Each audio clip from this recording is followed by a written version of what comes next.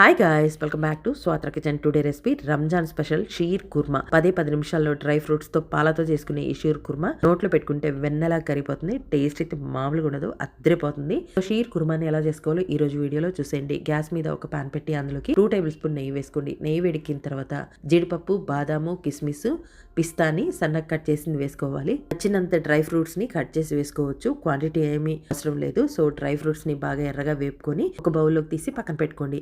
ఇదే ప్యాన్ లోకి ఇప్పుడు 1 టేబుల్ స్పూన్ నెయ్యి వేసుకోండి. అలాగే ఇది సేవియా సన్నగా ఉంటుంది. ఈ సూపర్ మార్కెట్ లో అవైలబుల్ గా దొరుకుతుంది. దీన్ని ఒక చిన్న కప్పు వరకు వేసుకొని ఎర్రగా వేపి దీన్ని కూడా ఒక బౌల్లోకి తీసి పక్కన పెట్టుకోండి. ఇదే ప్యాన్ లోకి ఇప్పుడు ఒక కప్పు చిక్కటి మిల్క్ ను పోసుకోండి. అలాగే పావు కప్పు వాటర్ ను వేసుకొని పాలని కొంచెం మరగనియండి.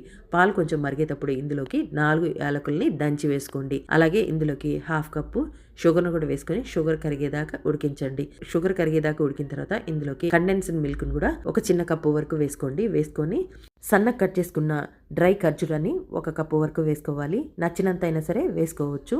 ఇందులో కొలతలు అనేవి ఏమి లేదు. డ్రై ఫ్రూట్స్ ఎంత ఎక్కువ ఉంటే అంత టేస్ట్. 10 నిమిషాలు కలిపిన తర్వాత ఫ్రై చేసిన సేవియాను కూడా వేసుకొని ఒకసారి కలపండి. తర్వాత ఇందులోకి ఫ్రై చేసిన డ్రై ఫ్రూట్స్ ని కూడా వేసుకోండి. అలాగే చిటికెడంతా కుంకుమ పువ్వును కూడా వేసుకోండి, మంచి కలర్ కోసం. వేసుకొని ఒక 10 నిమిషాలు ఉడికించి గ్యాస్ ఆఫ్ చేసేసి హాట్ గా అయినా కూల్ గా అయినా సర్వ్ చేసుకోండి. సూపర్ టేస్టీగా ఉండే షీర్ కుర్మా అయితే రెడీ అయిపోయింది. నిజంగా నోట్లో పెట్టుకుంటే కరిగిపోతుంది. టేస్ట్ అయితే అద్దుర్సు. సో తప్పకుండా మీరు కూడా ఒకసారి షీర్ కుర్మాని ట్రై చేయండి. మీకు ఎలా వచ్చిందో కామెంట్ చేయండి. వీడియో నచ్చితే లైక్ చేయండి, షేర్ చేయండి.